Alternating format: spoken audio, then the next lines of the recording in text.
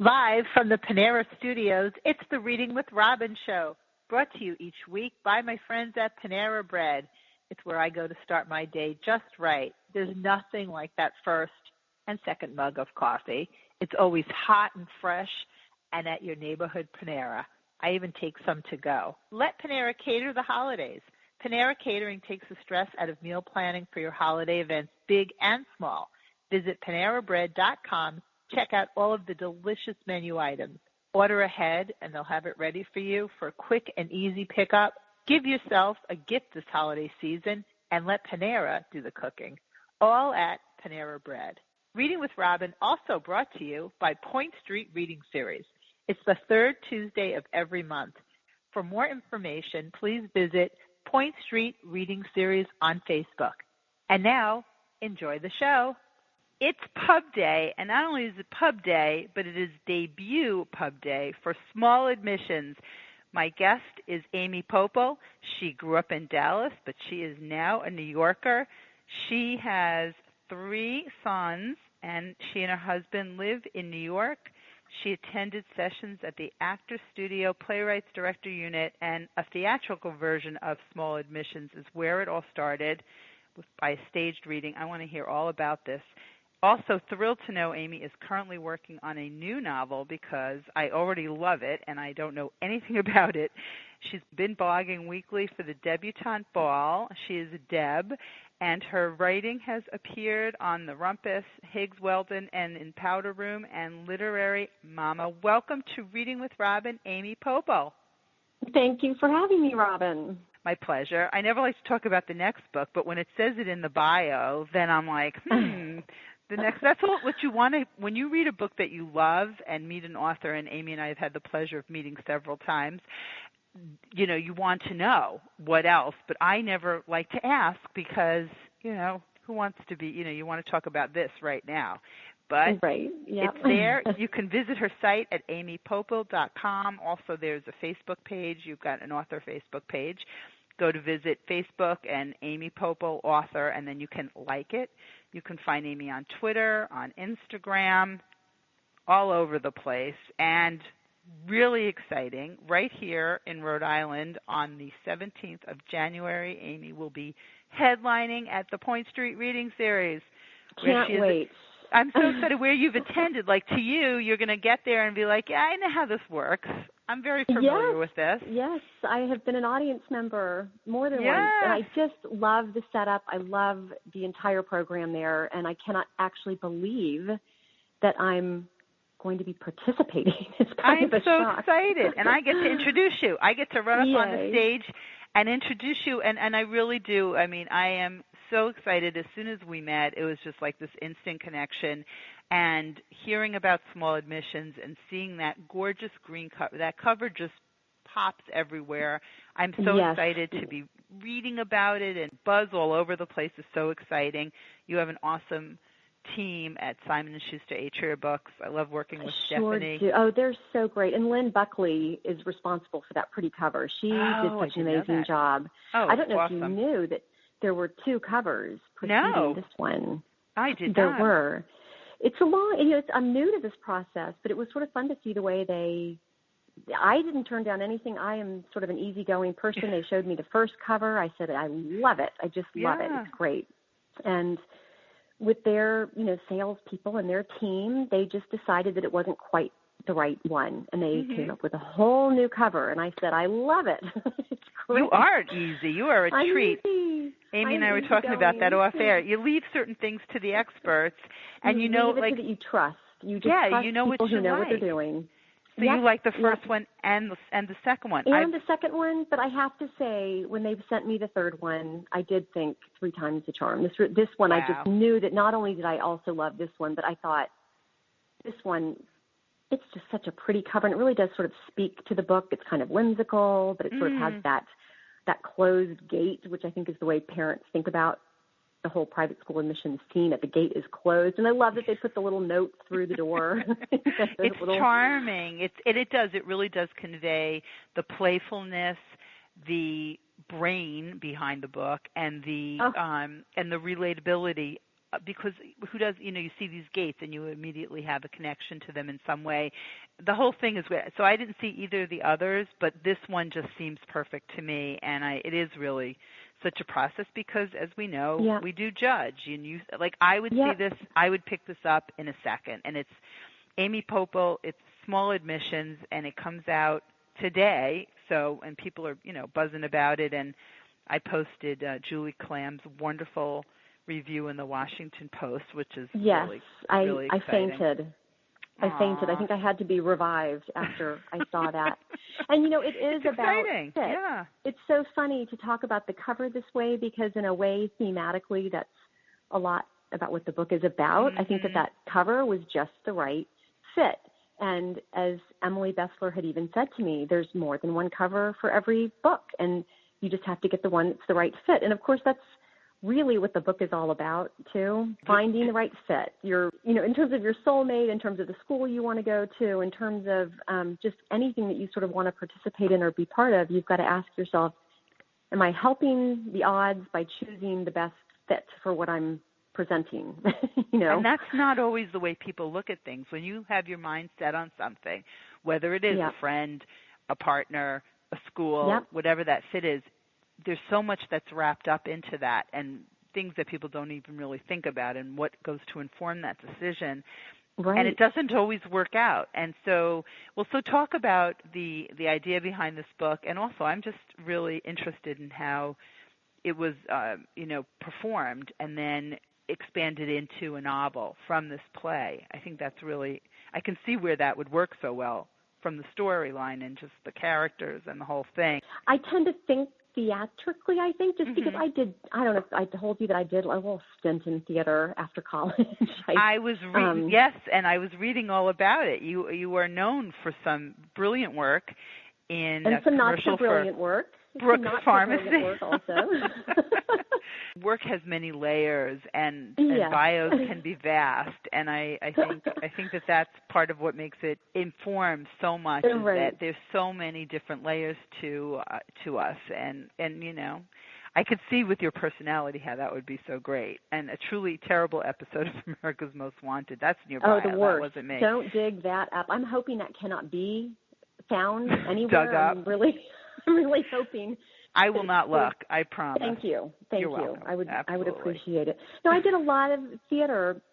I really wasn't. I'm not being self-deprecating. I'm just being quite honest because I do think that things come with skill sets, and some of us are better at certain things than others. And I really had the market on Southern comedies on stage. If you gave me, Steel Magnolias, it was like a play that I did. Love that. I love Southern comedies. The Foreigner. I don't know if you've ever heard of the play called The Foreigner. It's terribly funny. No. But that's a very narrow window. If you're doing theater, this was actually in the Boston area, and if you're doing theater and you see all these different opportunities to go audition, and I would see, oh, that's a Southern comedy, and I would get all excited and run off to the audition and often get the part. That Interesting. Was it. Very narrow little sliver of theatrical ability. But I love theater. I adore it. I will go see anything. I have a friend who's a theater critic, and I will go see anything. When he calls and says, do you want to go see? I'm like, don't even finish the sentence. I don't care what it is. I'll be there. That's a great friend to have. I like that. Yeah, I'll go. Right, I'm in. Right, I like that. I'll be your date. Anytime. That's awesome. Yeah. So I love that. And it was really almost a therapeutic response to my hideous performance in interviews with my husband for private schools when we first moved here, that I started writing these scenes. Because my husband and I were not good at this. We didn't prepare. We just sort of thought we knew what we were doing, and we kind of waltzed into the first interview at a private school, and we just bombed. I mean, we didn't know what our message was. We were arguing, not arguing, but kind of like that little bickering, a little bit of sort of, I was correcting him all the time. Every time he said something, I didn't like how it came out, so I kept saying, what my husband's trying to say is... Oh, that is hilarious. I can only imagine how that plays out, yeah. It was not our best marital moment, and I just thought it was so funny. It was just tragic, but it was also kind of hilarious. And I just sort of started writing these parent scenes. And my sort of concept was you didn't need the interviewer because parents love to talk, and they love to talk about their kids, and they really don't need much prompting. No, they don't. So I thought, how funny if you had the idea of the interviewer, but the interviewer wasn't actually there. So you just had two people in chairs facing the audience and doing basically, well, not a monologue, but a dialogue, but really where they're almost speaking as one unit, where they're sort of, and I just had them behaving very badly and just had more fun writing these scenes than I can even tell you. And we did do it at the Actors Studio, and it was a really tough night for me because the audience is very critical. That it was audience. Sort of a universal acknowledgement that the scenes with the parents worked great. The entire rest of the play did not. I couldn't really argue with that. I thought there was a lot. I'm okay with criticism. Like I like good criticism, and this made an awful lot of sense to me. Yeah. Yes. So my plan was to rewrite all of those scenes into a new play, and my agent recommended that I try rewriting it as prose. And so that's what we did. I rewrote it as a novel, and that's the book we have today. It's so cool because that's not the usual path of a book, and I guess not. Yeah. No, it's a very special. And on the phone is Amy Poeppel. You can visit her site at amypoeppel.com. Find her on Facebook, Instagram, Twitter, all the usual places. And most importantly for me, at Point Street Reading Series on January 17th. And if you are in the Rhode Island area or, people come from Boston and Connecticut. Absolutely. It's doable, people, right? It's very Absolutely. easy. And it's an hour from Boston. That's all it is. Absolutely. And we're going to have some kind of interpretive dance that goes along with. Absolutely. You never know what will happen. Small admissions, but that's right. It's going to be a dazzling evening, and I'm very excited to have you. You're also part of the debutante ball, and we've talked a little bit about that on Reading with Robin, and I think it's just an amazing group of writers, and we're blogging on Tuesdays, and I was reading about blogging for the non-blogger and just sort of that idea. Share with the audience a little bit about the debutante ball and your fellow Deb. Absolutely. It has been, honestly, just one of the best moves I've done lately, and I was so nervous about it, and I was so really apprehensive to hit send on my application to become part of this group because, as I said in that I wrote the other day on Books by Women, I'm not a blogger, and I did not in any way, shape, or form mislead anyone when I applied for this gig as a debutante. I said I'm not a blogger, but I really loved the idea of sort of flexibility within a topic. I like a topic. I like if somebody says, write 750 words on X, because the truth is there's so much freedom in that, and I didn't know at the beginning if there would be. But I thought that the built-in deadlines would be great. I thought the camaraderie with the other women was going to be the best thing ever, and it has been even better than that. I just adore these women. They are lovely. Their books are wonderful, by the way, if I can plug them. Please do. Absolutely. Briefly. But Crystal King's book, Feast of Sorrow, is coming out. It's a fantastic historical fiction book. Jenny Walsh has just written Becoming Bonnie, which is a real kick about sort of Bonnie as she becomes the half of Bonnie and Clyde. Yeah, I was reading about that. I'm very fascinated by that whole story. Really nice book. Lynn Hall, who wrote a memoir called Caged Eyes, which is a really important book coming out, I guess, in the end of January, or actually it might be the first week of February, about sexual assault in the military. Really important, really wonderful book. And then Tiffany Jackson, who wrote the book Allegedly, a page-turner, just a terrifying book. It was really actually based on a real story of a young girl who was convicted of murdering a baby. Heavy stuff, and this is a young adult novel. Really, really good. And so these women have just been so supportive. My technology know-how has increased at a rate I am actually proud of. I'm going to just say I have learned how to do things on websites and on Slack accounts and on Twitter chats. And isn't it great to still really, surprise yourself, learn new things, and be just so proud of all these accomplishments? I feel the same way, and it can be the smallest thing.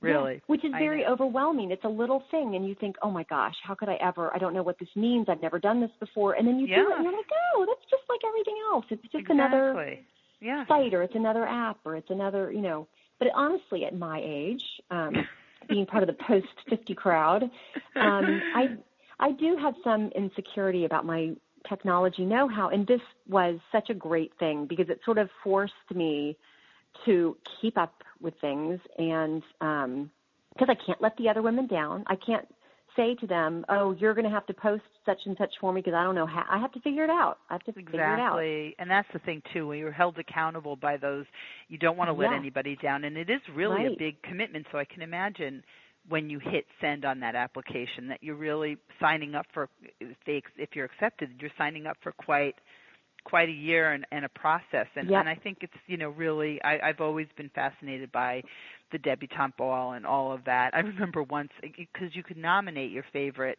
Debs and all this, and I remember nominating an author. I thought it was her first book. It wasn't. So I remember she said, thank you so much for thinking of me, but, I had this other book, which was, a quieter book, and no, I didn't know that. So, I was just so excited. I'm like, yay, vote for person X. I won't say who it was that I didn't another book. I was too quick on the hit send.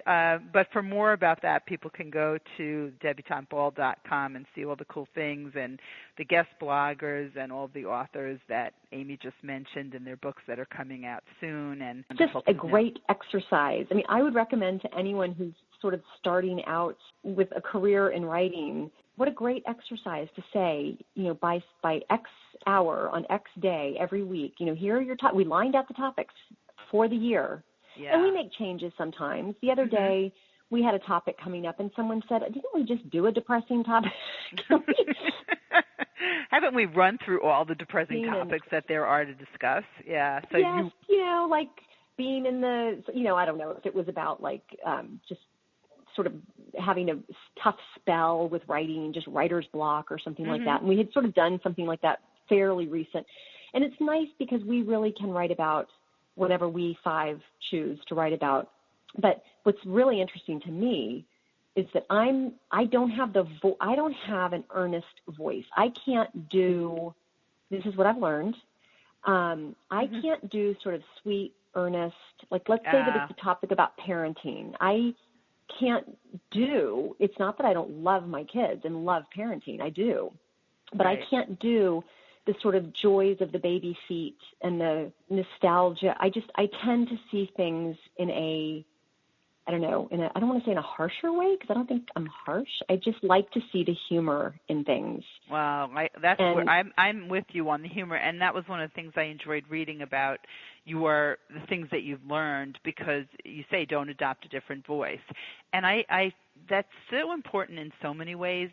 Being authentic and really shining through and showing who you are. That's why people come to read you. I mean, and I'm speaking with Amy Poeppel. Small Admissions comes out today. It's out. You can visit amypoeppel.com, find her on Facebook, on Twitter, on Instagram, at the Debutante Ball. And also, in reading this book, people will come to know that you are funny, smart, you're able to laugh at situations and clearly at yourself as well. And that's the kind of book I want to read. And I sort of liken to some of my favorites in this past year, whether it was The Assistants or Georgia Clark's The Regulars, Camille Perry, The Assistants.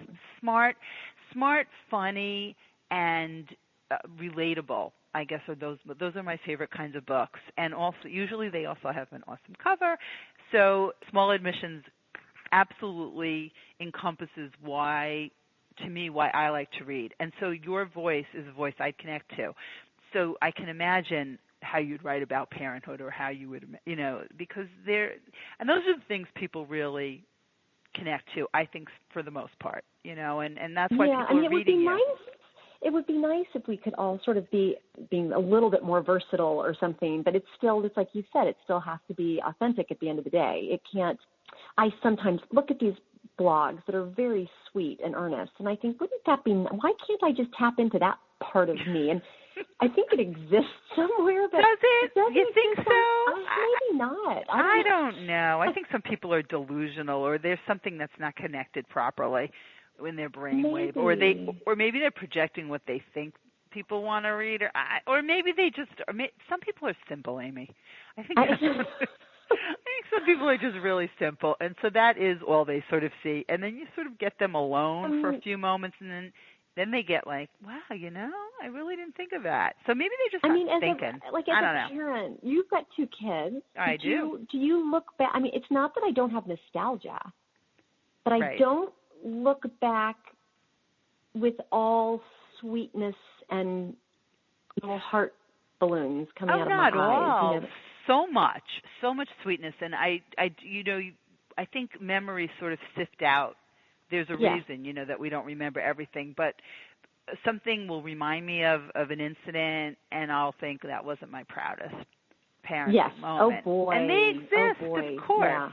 But I mean, who doesn't remember all those things, right? But the things that I choose to keep front and center are those things that we would post on Facebook, for example. I mean, how earnest is Facebook? So, but no, there's plenty, and as the parents in small admissions, because we have to talk a little bit. I mean, before our time is up, a little bit about the book and what it's like in those moments, and what the admissions process is, and what schools are looking for, and how people sort of maneuver that, which is an unbelievably stressful time, and so much for so many families riding on this, getting into the right school. And you have kids in still in high school, but he's actually he's closer to you than he is to me, because he's actually at a school just outside of Boston. But I did go through all of this. I have done every type of school. We've done public, we've done private, we've done we lived in Germany, and my kids went to school in Germany for a couple of years. I've taught in a huge private school. I taught high school English for a long time.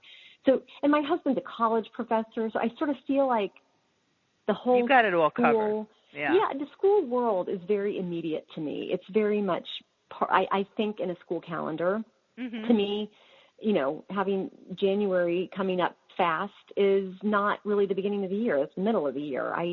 September is the beginning of the year for me. I still feel like that, and we've been out of school for a while. I really do. That sticks for some people. You live near Brown. I can't help but feel that when you live near college campuses, that sort of shapes your year.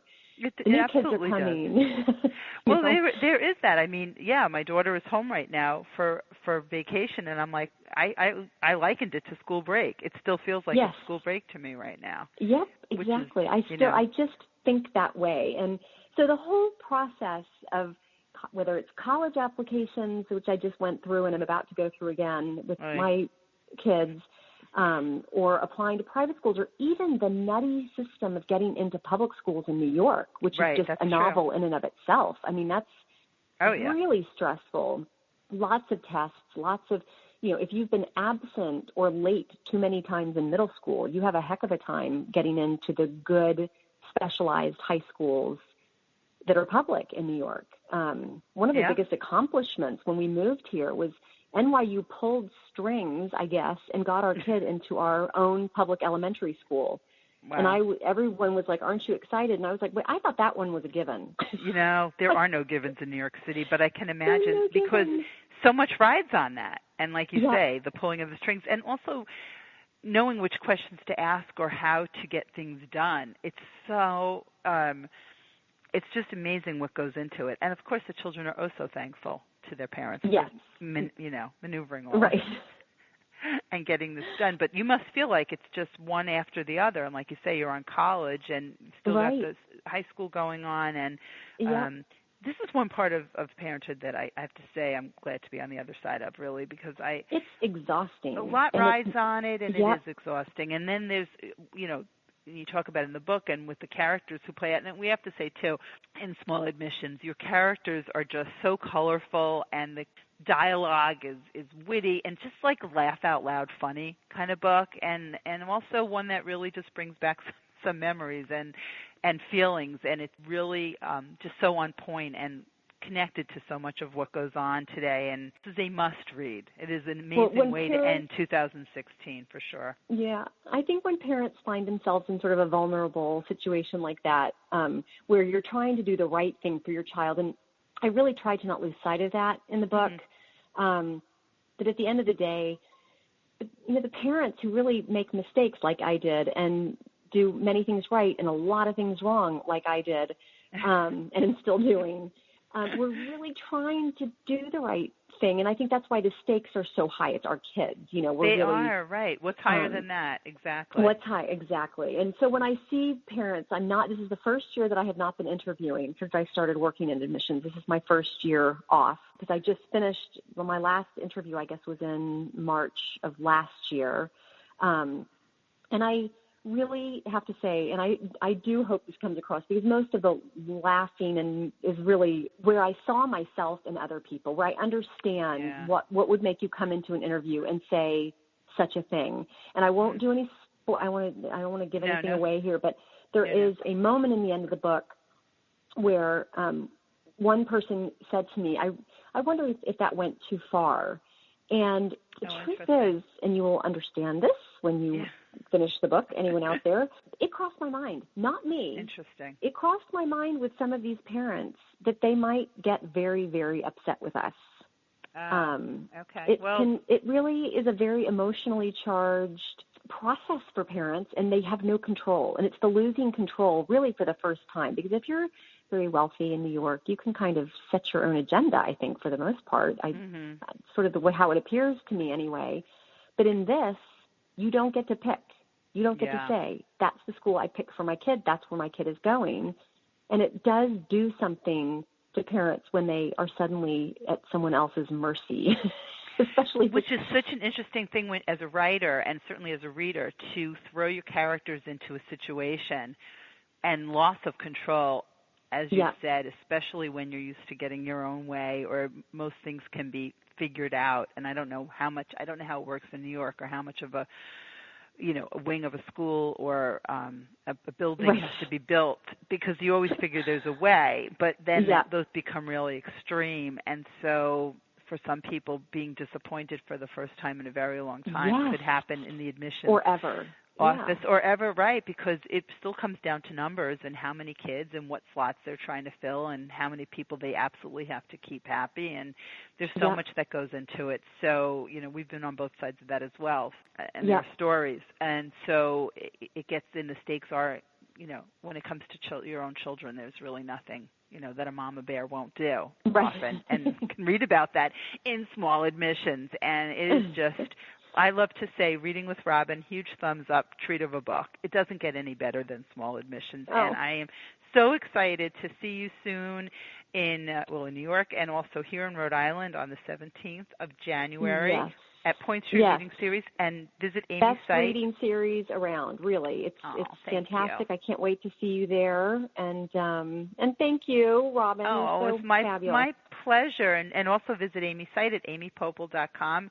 You can click on events and read about the book. And also, I've seen the trailer for the book, which I love, but I've seen that posted on Facebook. Is it also on your website? It's also on my website, and it's also just on YouTube if you just search Small Admissions. You must watch. It's hilarious and smart and clever, all the things that Small Admissions and Amy Poeppel is as well. And I am so glad we got to do this. And me too. Celebrate. And it's out today. It's Small Admissions, bright green book with the fabulous whimsical gates. You can't miss it. It's going to jump out at you and go, read me, read me. I'm Amy Poeppel's book, Small Admissions. Thanks, Amy. Great. Thank you, Robin.